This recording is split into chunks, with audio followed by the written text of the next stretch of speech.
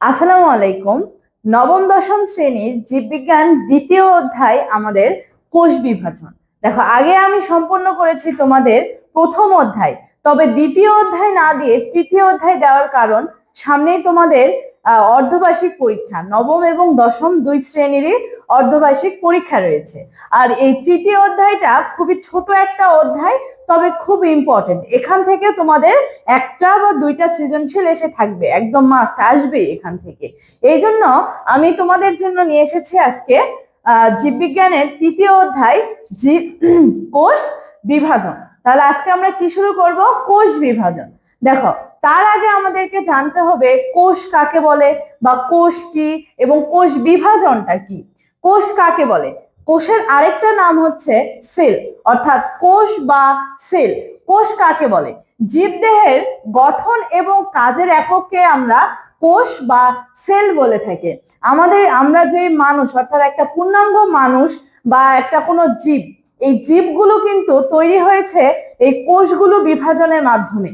দেখো, আমাদের জীব কিন্তু দুই প্রকারের হচ্ছে, একটা হচ্ছে বহুকোষী জীব আর একটা এককোষী জীব। অর্থাৎ যারা একটি কোষ নিয়ে গঠিত এরা হচ্ছে এককোষী জীব, আর যাদের কোষগুলো বারবার বিভাজিত হয় অর্থাৎ অনেকগুলো কোষ নিয়ে গঠিত এরা হচ্ছে আমাদের বহুকোষী জীব। এরপর আমরা চলে আসি আমাদের মেন টপিক, কোষ বিভাজন কাকে বলে। তাহলে এখানে আমাদের কোষ বিভাজন কাকে বলা হচ্ছে?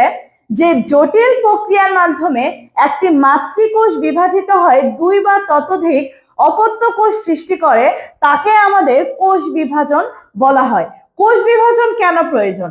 একটি জীব ছোট থেকে ধীরে ধীরে বড় হওয়া বা বংশ বৃদ্ধি করা অথবা জনন কোষে আমাদের এই কোষ বিভাজন অত্যন্ত গুরুত্বপূর্ণ ভূমিকা পালন করে।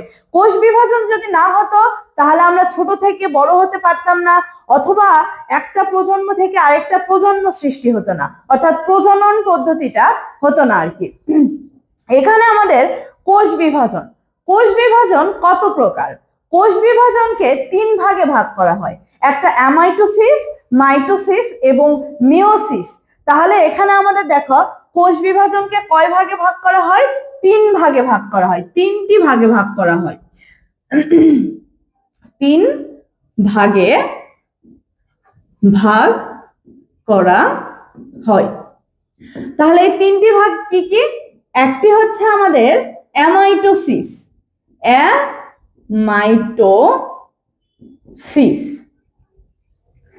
এর পরবর্তীতে চলে আসো মাইটোসিস, মাইটোসিস, এবং সর্বশেষে রয়েছে আমাদের মিওসিস, মিওসিস। কোথাও কোথাও একে মায়োসিসও বলা হয়, অর্থাৎ তোমরা মিওসিস বা মায়োসিস উভয় বলতে পারো। তাহলে আমাদের কোষ বিভাজনকে কয় ভাগে ভাগ করা হয়? তিন ভাগে। কি কি? একটা অ্যামাইটোসিস, মাইটোসিস, মিওসিস। এখন এই তিন যে মানে কোষ বিভাজন যে তিন ভাগে ভাগ করা হয়, কোথায় কোন কোষ বিভাজন ঘটে থাকে এটাও কিন্তু একটা ইম্পর্টেন্ট প্রশ্ন, এটা এমসিকিউ এ চলে আসে আমাদের। অথবা আমাদেরকে তো জানতে হবে যে কোষ বিভাজন গুলো কোথায় ঘটে থাকে। তাহলে দেখো, আমাদের মাইটোসিস কোষ বিভাজন কোথায় ঘটে? মাইটোসিস কোষ বিভাজন নিম্ন শ্রেণীর প্রাণীদের মধ্যে ঘটে থাকে, নিম্ন শ্রেণীর প্রাণীদের মধ্যে ঘটে থাকে। এরপর চলে আসে আমরা মাইটোসিস। মাইটোসিস কোথায় ঘটে? মাইটোসিস আমাদের দেহ কোষে ঘটে থাকে, দেহ কোষে মাইটোসিস কোষ বিভাজন হয়। এরপর শেষে রয়েছে আমাদের মিওসিস। এটি খুবই খুবই ইম্পর্টেন্ট যে মিওসিস বা মায়োসিস কোষ বিভাজন কোথায় ঘটে।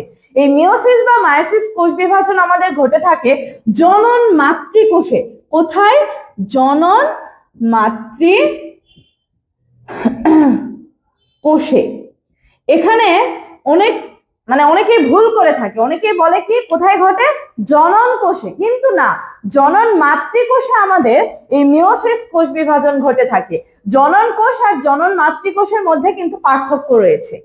এই অধ্যায়ের মোস্ট ইম্পর্টেন্ট টপিক হচ্ছে আমাদের মাইটোসিস বা মাইটোসিসের বিভাজনের পর্যায় সমূহ, এরপর মাইটোসিসের গুরুত্ব বা মাইটোসিস কি কি কাজে লাগে, এই জিনিসগুলো খুবই ইম্পর্টেন্ট। দেখো, মাইটোসিসকে পাঁচটি পর্যায়ে ভাগ করা হয়। একটি হচ্ছে প্রোফেজ। তাহলে আমাদের মাইটোসিসকে কয়টি ভাগে ভাগ করা হয়? 5টি। একটি প্রোফেজ, প্রোফেজ হচ্ছে মাইটোসিস কোষ বিভাজনের প্রথম পর্যায়। এরপরে আমাদের প্রোফেজের পর মেটাফেজ। 3 নম্বরে রয়েছে মেটাফেজ। তাহলে 3 নম্বর পর্যায় কি? মেটাফেজ। 4 নম্বরে রয়েছে অ্যানাফেজ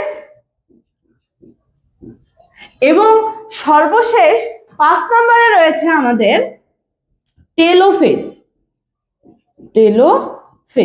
তাহলে মাইটোসিস কোষ বিভাজনকে কয়টি পর্যায়ে ভাগ করা হয়? 5টি। কি কি? Prophase, metaphase, anaphase, telophase. এই ধাপ সমূহ বা এই পর্যায় সমূহগুলো মানে পর্যায়ক্রমিক ভাবে ঘটে থাকে এবং এগুলো বিস্তারিত চিত্র সহ আমাদেরকে জানতে হবে আর কি। দেখো আমাদের মাইটোসিসকে কিন্তু মাইটোসিসের আরেকটি নাম রয়েছে সমীকরণিক কোষ বিভাজন বা মাইটোসিস কোষ বিভাজন।